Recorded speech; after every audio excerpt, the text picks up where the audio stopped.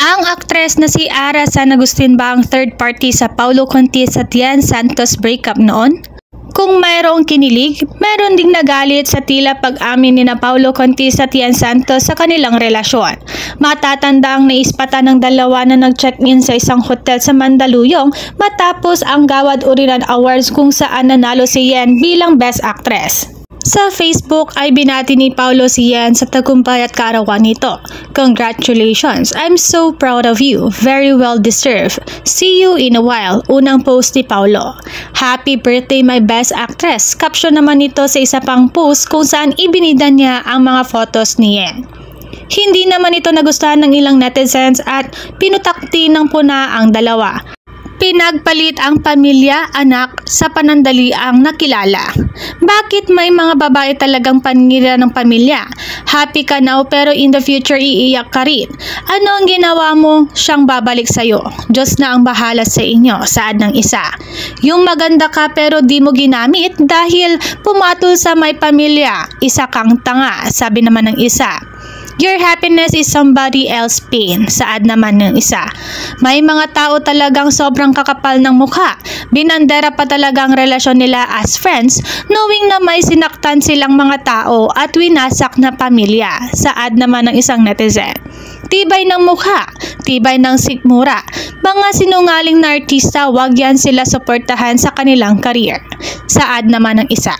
Samantala, nagsimulang umikot ang mga chismis sa pagitan ng kapamilya actress na si Ian Santos at kapuso actor na si Paulo Contis na nagmumungkahi na hindi sila magkasundo noong nakaraang taon.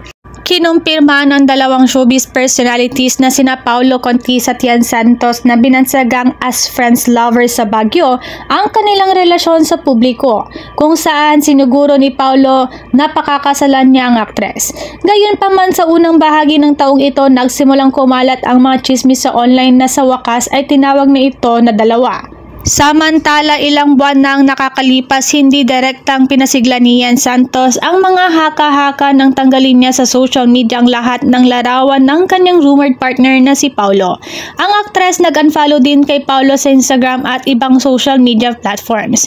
Umalingaw din ang chikang hiwalay na sila ni Ian at Paulo nang mag-post si Ian ng kanyang mga larawan noong kanyang birthday.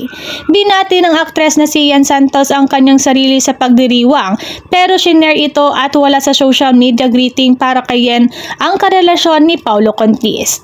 Sa isang media engagement, iwas na iwas ang kapuso actor at TV host na si Paulo Contis sa issue ng paghihiwalay umano nila ng girlfriend niya na si Ian Santos. Ito ay nang makorner ang aktor sa premiere night ng kanyang pelikulang Fuchsia Libre, kung saan isa siya sa mga lead cast. Tinanong si Paulo kung kinumpirma ng aksyon na si Ian ang kanilang breakup. Simpleng no comment lang ang sinagot niya at tinawanan lang ito. Hindi raw muna siya magsasalita ng anumang tungkol sa kalala ni Ian dahil gusto niyang gawing pribado kung anuman ang nangyari sa personal niyang buhay.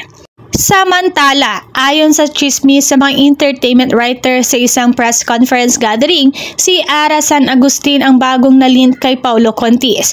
Nabanggit ng isang insider mula sa isang media outlet na may kamag-anak siya na bahagi ng production staff ng Bubble Gang.